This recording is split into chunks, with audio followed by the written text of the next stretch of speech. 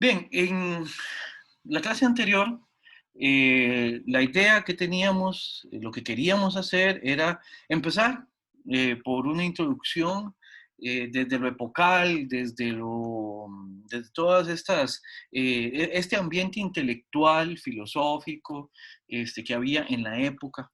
eh, de, lo- de nuestros autores, digamos, porque por el momento el curso va siendo, vamos trayendo a colación autores así, en plural. Por un lado Emerson y por otro lado tenemos también a Thoreau. Ya hoy ingresaremos directamente al texto de Thoreau. Eh, Uno de los elementos que es importante rescatar acá es el papel, el peso, el lugar simbólico que va a tener lo individual en el planteamiento que tienen tanto Emerson como Thoreau más adelante, precisamente porque anclarse en lo individual nos permite, vean que aquí voy a hacer una especie de confesión, una especie de aclaración. Lo individual nos permite en estos autores discutir principalmente lo ético. Y a partir de lo individual, a partir de lo ético, podemos tirar líneas a engarzarnos con lo político. ¿Ya? Pasamos una revisión así, un poco rápida, digamos, sobre este tipo de individual, esta noción de individuo que está en la época, que es como muy pesada en la época. Ya vamos a ver en relación con qué. Para empezar a hablar también de política. Y lo ético lo vamos a dejar para un poquito más adelante. Ya vamos a ver cómo lo vamos construyendo, ¿verdad? Entonces, con los textos que había que leer para hoy, el de confianza en sí mismo y el primer capítulo de el texto Walden de Henry David Thoreau, lo que queremos es más o menos evidenciar esa noción de individualidad, ese papel del individual y su importancia en estas propuestas, en esta época, este, y tener esto en cuenta como un punto importante de pivote, ¿verdad? Volvamos a ubicarnos así un poquito a propósito de la época. Recordemos que aquí estamos. Vamos a ver, esta ambientación que estamos haciendo es básicamente primera mitad del siglo XIX, por decir algo, digamos, más o menos preciso, ¿verdad? Estamos en esta primera mitad del siglo XIX, que de alguna manera, voy a decirlo como un despertar, es esta noción de individualidad ha venido despertando desde finales del siglo XVIII, especialmente en Europa. Habíamos visto un poco las referencias al romanticismo alemán y al romanticismo inglés como importantes. Bueno, no, un poco no. De hecho, tuvimos un grupo de trabajo que nos hizo una exposición la semana pasada a propósito de esto. Digo que esta es un despertar de lo individual que es importante en relación a que esta individualidad, esta noción de individuo surge de alguna manera en respuesta, de alguna manera en reacción, de alguna manera como el emergimiento, digamos, simbólico de todas las discusiones que vinieron anteriormente en la modernidad a propósito del sujeto como centro de las explicaciones, este, podemos decir, en muchos ámbitos. La filosofía, que es a lo que nosotros revisamos acá, la filosofía nace la filosofía moderna nace con Descartes o toma con Descartes un rumbo muy relacionado con esta noción de sujeto como como ese ser abstracto que no me dice directamente, no se compromete directamente con nadie en específico, ¿verdad? Sus pretensiones son universales, universalizantes, ¿verdad? Universales en el sentido de que abarca a todos aquellos individuos, ¿verdad? Que de alguna manera cumplen con los requisitos que hay que tener para entrar en la definición de sujeto, ¿verdad? Y además es universalizante porque además es muy potente en su pretensión en lo adecuado que es explicar así lo humano. Y en esto estamos hablando de todo lo humano, lo epistemológico, lo ético, lo político, lo social, lo laboral, todo está en relación con esa noción de sujeto. Esta noción de sujeto no es algo que nos haya acompañado a lo largo de toda la historia. ¿Ya? Si uno revisa periodos anteriores, la noción de sujeto no está ese concepto, ¿verdad? Hay otros conceptos de los cuales la noción de sujeto se nutre, hay otros contenidos simbólicos de los cuales la noción de sujeto se nutre que permiten hacer un ingreso al humano de modo que lo podamos reconocer. Por ejemplo, la idea de razón. Ya en la antigüedad clásica teníamos esta noción de la razón, en Heráclito, por ejemplo, el logos, que nos permite de alguna manera hablar, hacer el discurso y entender cuáles son las relaciones y las proporciones que hay de las cosas, ¿verdad? La racionalidad además nos distingue de lo animal no humano, diríamos hoy. La racionalidad además, ojo, en el caso de los griegos, los separa de alguna manera de los bárbaros por medio de su mismo lenguaje. Recuerden que logos es también la manera que tenemos de decir las cosas. Y eso, digamos, esa diferenciación entre los griegos y los bárbaros que hablan balbuceantemente, que eso es básicamente a lo que refiere la palabra bárbaro, lo que nos permite es establecer un perfil, ¿verdad? Ese tipo de pensamiento, digamos, que nos viene acompañando a lo largo de la historia, madura a tal punto que en la modernidad surge la noción de sujeto con esas pretensiones de explicar absolutamente todo. Por ejemplo, Kant, que es de alguna manera un pensador importante para los trascendentalistas, Kant pretende que con su teoría, con su perfil de sujeto trascendental, está explicando todo lo que es humano y todo lo que ha sido humano en la historia, ¿verdad? Por eso a Kant siempre se lo acusa de que en Kant no puede ver evolución en lo humano, no puede ver un ser racional que haya pasado por estadios para llegar a ser lo que es y a conocer como conoce. Y eso es una gran crítica que se le puede hacer, obviamente después cuando se descubren, cuando se teorizan otros tipos otra manera de explicar también el emergimiento de esa racionalidad que es tan importante para la definición de sujeto, por ejemplo, ¿verdad? Una vez que esa noción de sujeto tan pesada, tan fuerte, y hay que decirlo, ¿verdad? Tan potente también para explicar cosas, tan útil para otras cosas, ¿verdad? Empieza a desgastarse en la modernidad tardía, empieza también a exhibir limitaciones en la modernidad tardía, entonces volvemos a hacer un giro que ya no es esa pretensión universalizante que tiene el sujeto, sino que es el poder situar en la discusión a ese individuo, ¿ya? Es como decirlo así, de pronto, voy a decirlo tal vez demasiado rápido, demasiado mal, pero si tienen alguna objeción o algo así, pues me caen encima, no hay problema. Pero es como decir que en filosofía, quienes estaban leyendo las producciones filosóficas, llegó un momento en que se cansaron de leer los tratados que hablaban del humano, de cómo conocemos, de cómo hacemos política, de cómo hacemos ética, cualquier cosa, se cansaron de leer sin no encontrarse ahí, de no encontrarse ahí más que como un concepto universal que de alguna manera lo engloba. Kant diría lo subsume, ¿verdad?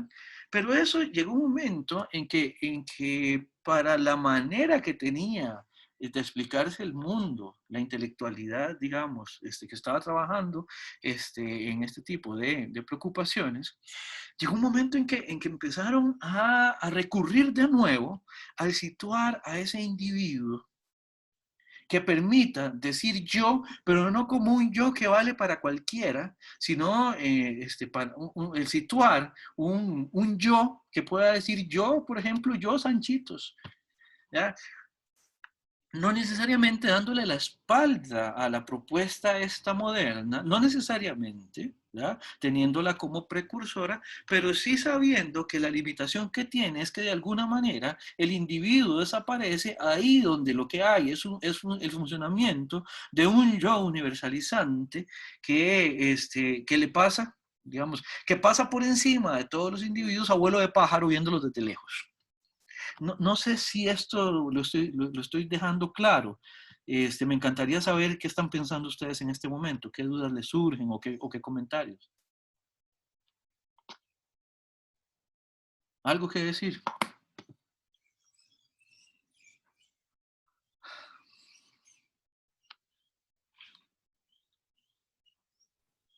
Profe, Dígame. este, quería, es que lo escuché, pero digamos, ahora que usted lanza la pregunta, me cuesta sacar de mí cómo interpreto la frase. Más bien, yo quería devolverle la intervención preguntándole si usted tuviera la oportunidad de decirlo, pero en palabras distintas, ¿cómo lo diría de forma más puntual? Y así me Ah, ayuda como a realimentar. ok. Gracias. No, adelante, perfecto. Por eso, de hecho, por eso, por favor, si también de alguna manera hay algo que esté quedando suelto, pues díganme. A ver, Iván, voy a hacer un ejemplo desde las ciencias económicas, que es tu campo. ¿Verdad? En la modernidad, Iván, precisamente surge el homo economicus, esta noción que tenemos de los agentes económicos a partir de ciertas características que en principio tienen todos los agentes. Me acuerdo, por ejemplo, que en la teoría de los economistas clásicos era importante entender que los agentes económicos eran racionales, eran libres y creo que tenían otra característica que ahorita no preciso. Pero el punto es, el agente económico es cualquiera que tenga esas características. Racional, libre y no me acuerdo qué otra cosa, ¿verdad?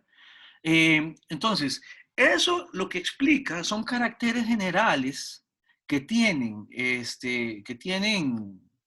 los seres humanos, ¿verdad? En los cuales, digamos, en tanto que racional y autónomo o libre, vale lo mismo Iván que Lady o que David. Ya, son exactamente lo mismo. ¿Por qué? Porque en última instancia, en la modernidad aprendimos a pensar a partir de este esquema con el cual, explicando a un sujeto, explicamos a cualquier sujeto, ¿verdad? Llega un momento en el que dentro de este tipo de discusiones, el asunto es que empezamos a ver qué limitaciones tendría este tipo de explicación. Una de las limitaciones que saltó a la vista, gracias a la intervención de los románticos, es más, es decir, fue madurándose, y fueron los románticos los que pusieron en el tapete esta discusión, fue a propósito de lo estético. ¿Por qué? Porque el problema de lo estético es que aunque se pueda basar, y aquí estoy haciendo un esquema muy kantiano, ¿verdad? Pero el problema de lo estético es que aunque se pueda basar en, en cuestiones muy generales, muy universales, que todo mundo tenga, como son la razón, como son los sentidos, digamos, para poder percibir aquello a lo que nos estamos refiriendo con lo estético, aunque parte de elementos que son universales, que están en todo mundo, el problema es que el sentimiento estético, ya no lo que se conoce de la obra de arte, ya no lo que se conoce del mundo con estos términos, con estas herramientas, sino lo que se siente, una fruición, un goce, un disfrute, o en el caso de la naturaleza, incluso un cierto miedo ante aquello portentoso. Eso que se siente no tenemos ninguna manera de garantizar que sea igual en todos y cada uno de los agentes que están ahí enfrente de, por ejemplo, el hecho artístico, la obra de arte o el fenómeno natural que llama la atención. Entonces, ahí empezaron a decir, suave, pero aquí nos está haciendo falta algo. Nos está haciendo falta las herramientas mediante las cuales nosotros podamos decir, yo, David, reacciono así ante este fenómeno, ante esta circunstancia, ante esta toma de decisión, ¿verdad?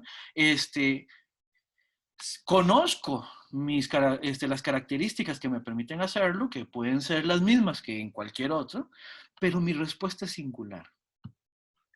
Y vean, aquí hay la pretensión precisamente de individualizar esa respuesta a todo lo posible. Si alguna vez pueden hacerlo, si no lo han hecho, léanse el retrato de Dorian Gray. El retrato de Dorian Gray gira alrededor de la noción que tenían estos dandies de la época, y era casi como un manifiesto, ¿verdad? De hacer de la propia vida, de la vida de cada quien, una obra de arte. Una obra de arte en la manera en que se afronta la vida. Es importante también hacer una propuesta desde un estilo propio, independientemente de lo que se pueda compartir con otros, de lo que se pueda tener en común con otros, pero es posicionar esa respuesta que es particular y a veces privativa de cada uno en relación con el entorno con aquello que se está tratando de resolver. Entonces, Profe, en ese sentido, Iván, no sé si aporto un poquito más de claridad. sí, profe, me aclara bastante. Más bien, volviendo a retomar, ¿verdad? El espacio, lo que entendí con la aclaración que usted nos hace, sería como partir del supuesto, digamos, si yo hablo en un término gremial, cuando converso con, voy a entrecomillar esta palabra, iguales, entonces yo parto del supuesto que estoy en igualdad de condiciones, que por cierto no sé si era como la cualidad que estaba buscando en los agentes económicos, pero La bueno, igualdad. la Puede ser. igualdad creo. Este, entonces, ahora al poner usted el ejemplo del retrato de Dorian Gray, digamos, para ponerlo a colores, sería como cada quien va a interpretar una pintura, que es una obra de arte de forma muy personal, y las emociones van a variar entre individuos, porque uno puede sentir mucha emoción al contemplar ese retrato, que es el caso de esta fuente que usted nos menciona, y algunos tal vez lo verán muy superfluo. Entonces, lo que entiendo por el ejemplo que usted dio, profe, es que parto del supuesto de quienes están como observadores, quienes están presentes, y si veo que se reúnen muchas características que son comunes, entonces doy por enterado que ya hay varias cosas que se dan por sentado, pero si hay alguno, de forma personal, es como cuando usted se dirige a una audiencia, puede ser especializada o una audiencia mixta. Entonces, dependiendo de esa audiencia, entonces así va a ser el enfoque que yo le voy a dar a mi mensaje para que sea provechoso. Es la interpretación que yo le doy, profe, no sé. Por ahí podemos encaminar algo. De hecho, lo voy a hacer con una réplica y después le doy la palabra a Zoe, que tiene la mano levantada. Zoe, bueno, no sé. Es Merce, Ah, es Merce. Merce. Ay, es que sí, no te distinguí ahí. Está bien. Sí. Perdón. Le hago la réplica, Iván, y ya te doy la palabra, Merce. En ese Perfecto. sentido, claro, en ese sentido, el punto es, hay ciertas cosas que, vamos a ver, una distinción que sería casi que absurdamente trivial en este caso, pero que creo que va a servir, es hacer la distinción entre lo que es objetivo y lo que es subjetivo. Lo que es objetivo es aquello que está ahí y que no hay manera que no esté. Por ejemplo, en una obra de Van Gogh, nosotros podemos saber que lo que hay ahí es un jarrón con girasoles, ¿verdad? O sea, no hay manera que uno se pare allá al frente y que uno diga que ahí lo que hay es una tortuga ninja, ¿ya? Es un jarrón de girasoles, ¿verdad? Que tiene colores cálidos, algunos amarillos, algunos terracotas y cosas por el estilo. Ahí no hay manera, de que haya desacuerdo. O sea, quienes pueden situarse frente a la obra, quienes pueden verla, quienes pueden percibirla, deberían tener esos acuerdos. En ese sentido, eso sería tirar mucho ese tipo de objetividades que son consistentes, que son constantes y homogéneas, sería la parte subjetiva, lo que es el sujeto. Ahora, el punto de si me gusta, si no me gusta, si me pone incómodo ese trazo tan grueso, o si más bien me parece súper liberador que los trazos sean así como muy poco precisos, eso ya es una cuestión más subjetiva, que no tienen por qué compartirse entre un individuo y otro. Ahí estamos ante el proponer del individuo o desde el sentir del individuo, que ese sí tiene que ver solo con él. Puede estar de acuerdo con otro y otro puede decir, sí, sí, a mí también me produce ese goce, pero no porque compartan las características que comparten, sino simplemente porque el individuo se sitúa ante eso y esa es su respuesta propia, independientemente de aquellas cosas que comparte con los demás. Ahora sí, Marce. Creo que me aclaró un montón, David, porque estaba pensando con las cosas que usted repitió del sujeto racional, el sujeto libre y el sujeto igual era, no sé, eran tres cosas. Ajá. Vendría el romanticismo a concebir la otra parte, a incluir dentro lo sentimental, lo intuitivo, que aporta la propia vivencia de cada individuo que está viendo lo que sea, que antes no estaba contemplado. ¿Lo entiendo así o voy? Vamos a ver, no es que no estuviera contemplado. Lo que pasa es que no era a partir de eso que se explicaba prioritariamente la experiencia humana en el mundo, digamos. Y aquí por experiencia humana estoy diciendo algo muy, muy general. No es a partir, por ejemplo, hace 100 años, no, hace 100 años, no miento, es que Gadamer vivió 100 años, eso no es bien. Bueno, no, hace casi 100, no, sí, si es que Gadamer vivió tanto, hace mucho tiempo ya, no me acuerdo de qué año eran los tratados de Gadamer, pero cuando Gadamer empieza a trabajar sobre estética, una de las cosas que reclama de la modernidad es precisamente podríamos verlo en dos sentidos. Primero, el que se hayan ceñido tanto que con esto de los sentimientos estéticos no se puede conocer mundo. Gadamer eso lo objeta. Y dice, no, eso es falso. Eso es falso. No se puede conocer en términos epistemológicos.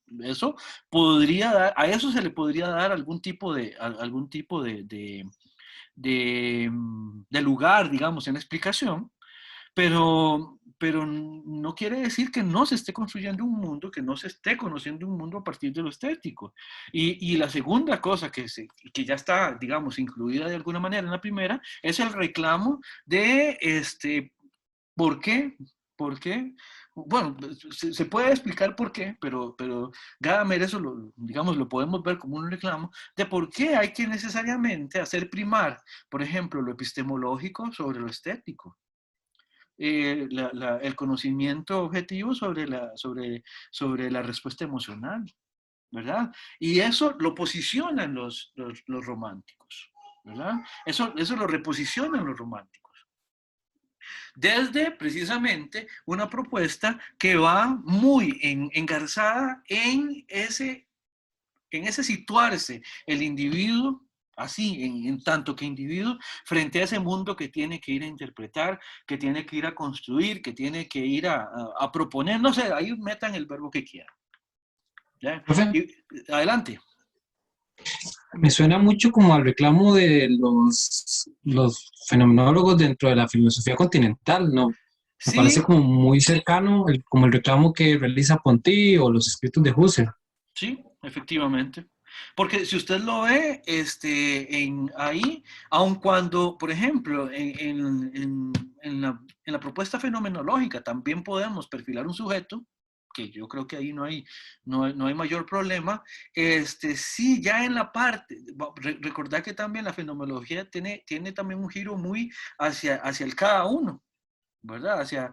Porque lo fenomenológico tiene mucho que ver con ese estar situado uno, así, enfrente de lo otro. De cómo uno, digamos ciertas cosas, por ejemplo, cómo yo construyo mi mundo, ¿verdad? Y eso de alguna manera me hace fijarme en la perspectiva de cada quien. Y la perspectiva de cada quien no se puede construir si no se recurre necesariamente también a la respuesta o a la experiencia individual. No sé, Raudin, si por ahí vas. Totalmente de acuerdo, profe.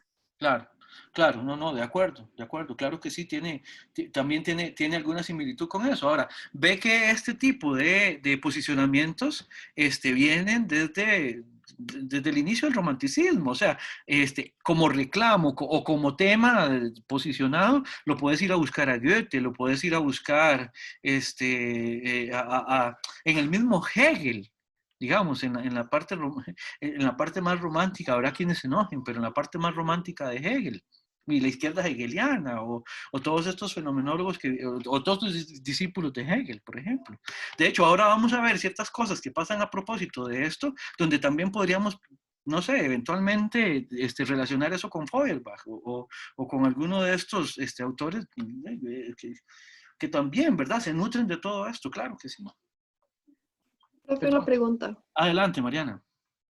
¿Verdad? Yo entiendo todo este reclamo por la importancia del individuo, pero algo que me queda ahí como la duda es cómo logran, en especial los pensadores que se dedican a la ética, como conciliar esta importancia del individuo y al mismo tiempo con las pretensiones como sistemáticas o universalizadoras de la ética. Entonces, como en vez de caer como totalmente en el individuo, irse a algo muy específico y al mismo tiempo intentar como dictar o conducir algo general. Ok, esa pregunta es una pregunta importante para el curso, Mariana, porque no sé la respuesta. No, mentira. Es una pregunta importante para el curso, porque precisamente eso lo tenemos que discutir con Thoreau. ¿Por qué? Porque, vamos a ver, ahí de repente habría que ver si no es que nos acostumbramos durante algún periodo de la historia por lo menos en la filosofía, a partir del supuesto muy fuerte, dicho sea de paso, este supuesto, de que la explicación tiene que ser universalizante, sistematizadora, homogenizante, etcétera, etcétera, etcétera.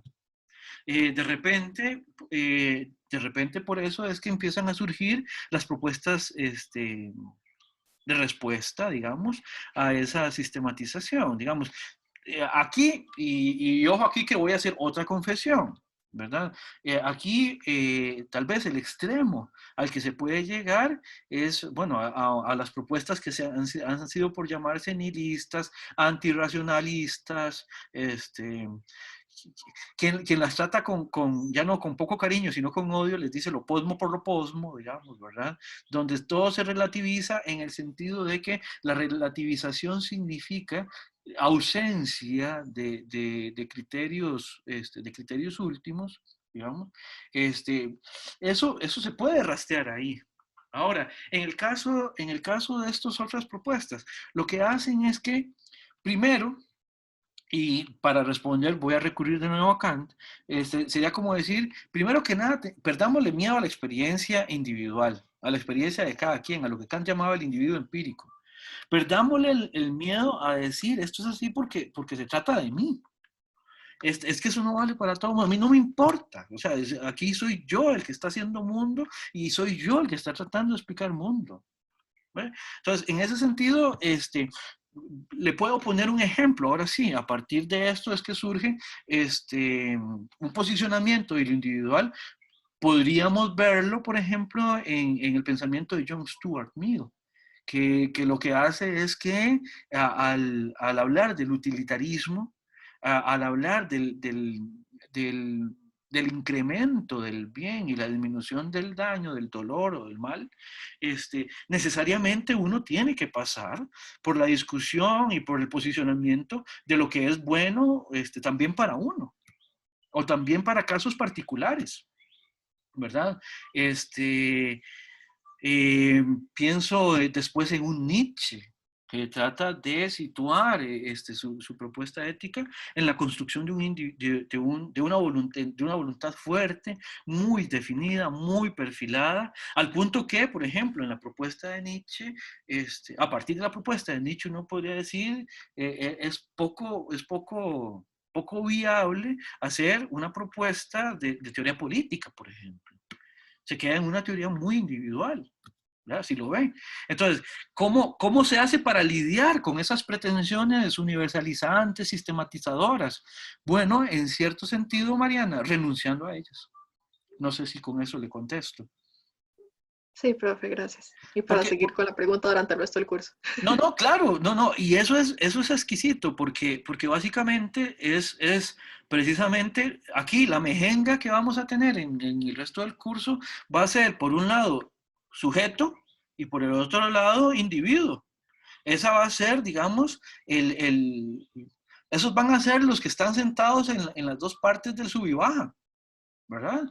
Porque van a ser, de alguna manera, las direcciones polares, por así decirlo, de esta discusión. ¿Ya?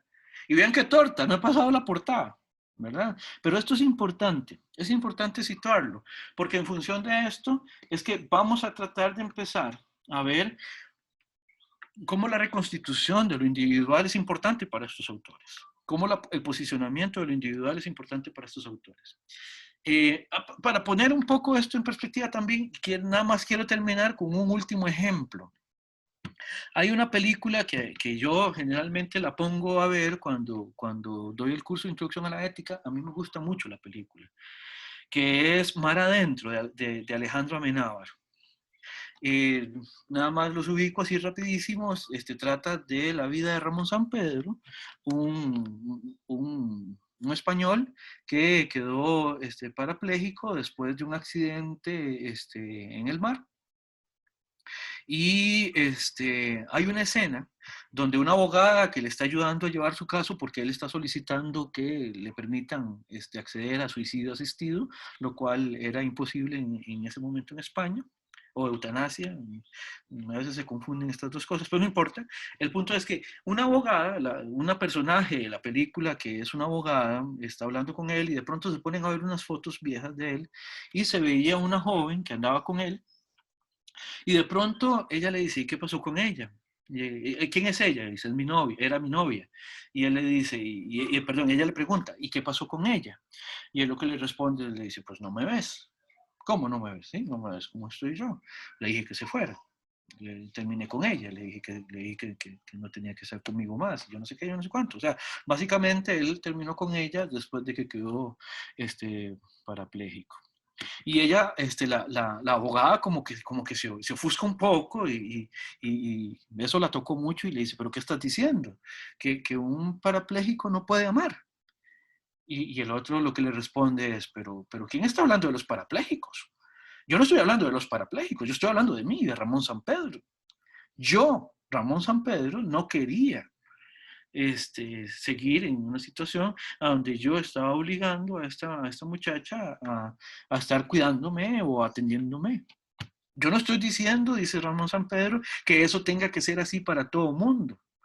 Y eso a mí me parece, eso es que, no sé, esa es la maldición de uno como docente, es que uno está viendo películas y de pronto en cada escena uno dice, mira, esto me serviría para tal curso y esto me serviría para tal otro. Pero a mí me parece que esa escena es muy rica porque nos permite entonces entender precisamente esto que hemos estado hablando acá.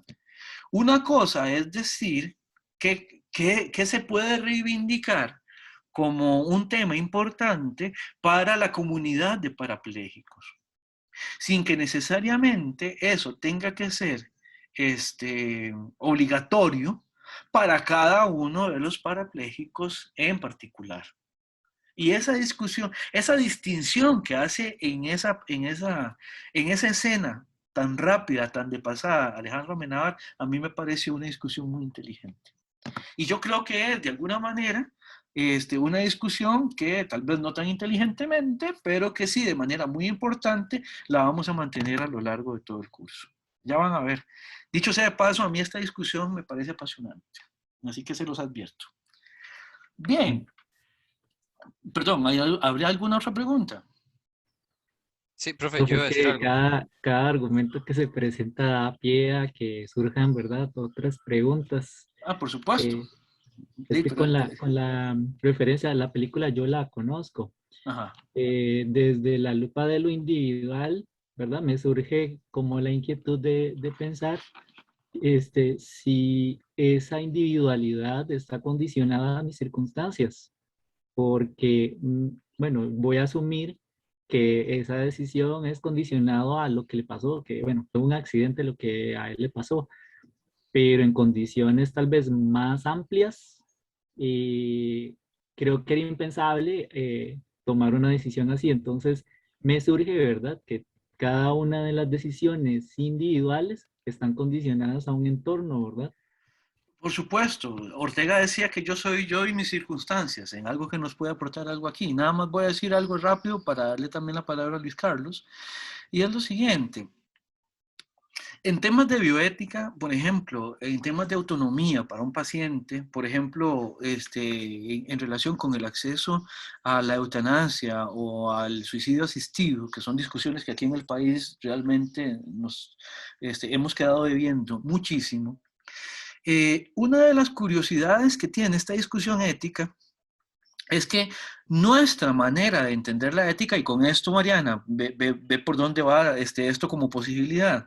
Estas discusiones, por ejemplo, de la autonomía, de la capacidad de un paciente de, contando con la información que él requiere, poder tomar decisiones, lo que se llama consentimiento informado y todo ese tipo de cosas, el asunto es que algo como el suicidio asistido, algo como la eutanasia, tendría que pasar primero por ver qué de eso es lo que tenemos que normar de manera general, o sea, de manera de entender cómo es que podemos tipificar el, el, el, el entorno de aplicación de eutanasia y de suicidio asistido, pero al mismo tiempo tenemos que saber que son casos tan complejos, que necesariamente todos y cada uno van a tener que pasar por un examen minucioso de sus singularidades. No es como, por ejemplo, qué sé yo, decir en derecho, qué sé yo, que todos somos iguales ante la ley. Ahí ese es un principio general que, bueno, no es que hay que revisarlo en ninguna circunstancia en específico, simplemente partimos de ese piso común. Y ahí la discusión de si efectivamente eso es cierto, eso es otra cosa, pero partimos de ese piso común. Pero en cosas así tan puntuales, la discusión sobre las circunstancias individuales de cada quien sí son sumamente importantes, al punto que hace que no haya dos casos completamente iguales. Y eso necesariamente implica consecuencias también muy relevantes para cada caso en particular. Luis Carlos. Sí, no, de hecho que lo mío también va como por ese rumbo y con respecto a lo que había preguntado Mariana sobre si la ética tiene que ser universalizadora. Y en ese sentido quería citar lo que decía Emerson en la lectura, que fue uno de lo que más me llamó la atención. Decía, lo único que me concierne es lo que debo hacer, no lo que la gente crea que debo hacer. Y él explicaba ahí, inclusive llegaba a criticar que esa máxima era muy difícil de cumplir porque siempre hay personas que creen saber mejor lo que es el deber que tiene cada uno, cuando en realidad pues lo que dice la lectura de Emerson es pues que cada uno en realidad sabe mejor del potencial que tiene y de lo que en realidad debe hacer o cómo debe proceder con su vida. Claro, claro. Ahora, el punto es que hay que también ver cuáles son las posibilidades de definición de ese deber. Hay ciertas cosas del deber sobre las cuales, Luis Carlos, con uno no deberían meterse. Hay otras con las cuales sí, independientemente de si le podemos dar bastante potencia a lo individual. Vamos a ver, ahorita vamos a ir, cuando nos metamos un poco más directamente ya a discutir sobre la lectura, vamos a ver que el problema de lo individual, tenemos que saber cómo situarlo, porque ese hacer lo que debo, es distinto cuando se está tomando una decisión que es relacionada solo con uno o cuando uno está en relación con otros, ¿verdad? Por ejemplo, no es lo mismo, no es lo mismo preguntarse cómo debo yo proceder en una circunstancia determinada, por ejemplo, a propósito de... Es más, es que lo estaba elaborando mucho. Emerson tenía claro, por ejemplo, que él no iba a obedecer las leyes esclavistas. Él era abolicionista, ¿verdad? Hay correspondencia de Emerson a donde él dice, pasaron esta ley odiosa sobre, bueno, es una ley que pasan en 1848, no, perdón, en 1850, que es la ley de esclavos fugitivos, ¿verdad? Y ante esto, la reacción de Emerson es, bueno, pues sepa todo mundo que yo esa ley no la voy a obedecer. Esa ley, en el punto específico de que cualquier ciudadano que estuviera en presencia de un esclavo fugitivo estaba en la obligación de atraparlo para devolvérselo, y abro comillas, esto no es mío, es para devolvérselo a su legítimo dueño, cierro comillas, ¿verdad? Y a Emerson eso le repugnaba. Vea que aquí el deber también implica una relación, ¿verdad? Una relación con otro al que reconozco como digno de ser tratado de una determinada manera. Entonces, no es una individualidad que me aísle absolutamente, herméticamente de las demás personas, más bien es una individualidad que de alguna manera me exige claridad, eso sí, a propósito de los criterios que aplico a la hora de mi evaluación y de mi acción individual y de mi evaluación y de mi acción relacional con otros. Y eso también lo vamos a ir viendo poco a poco, Luis Carlos. Sí. Sí, no, me parece muy interesante por lo mismo, porque entra en juego esa discusión y hasta qué punto, bueno, pues obviamente la sociedad nos limita en ese sentido. Claro, no, perfectamente. Hay una pregunta que a mí me llama la atención, digamos, en relación con esta individualidad que surge a partir de la discusión que presenta Emerson en el texto. Una pregunta que yo me hago en los términos de, ¿cuál sería la verdad auténtica en cada quien? Aquí simplemente bajémosle un poco el... No le bajemos nada. Aquí recordemos, aquí hay dos cosas en las cuales uno puede decir que los trascendentalistas norteamericanos vuelven a hablar con un lenguaje que en ese sentido creo que se nutre mucho de sus estudios sobre la filosofía antigua, en algunos casos. Por ejemplo, aquellas nociones de la búsqueda, por ejemplo, de la verdad y aquella noción importante en ética que es la adquisición de la virtud. Y ustedes ahí, pues, ahí las resonancias a Aristóteles, a Platón, al mismo Sócrates, no pueden ser más claras. También, por ejemplo, cuando ellos están hablando de una especie como de saber vivir, al menos a mí, aun cuando no hay referencias directas, no hay una cita que uno pueda decir, sí, ven, aquí Thoreau está citando directamente, pero a mí me parece bastante fácil de relacionar, por ejemplo, el planteamiento de Thoreau con el estoicismo, el estoicismo tardío, el estoicismo romano específicamente. A mí Thoreau me recuerda mucho a Séneca, por ejemplo, ¿ya?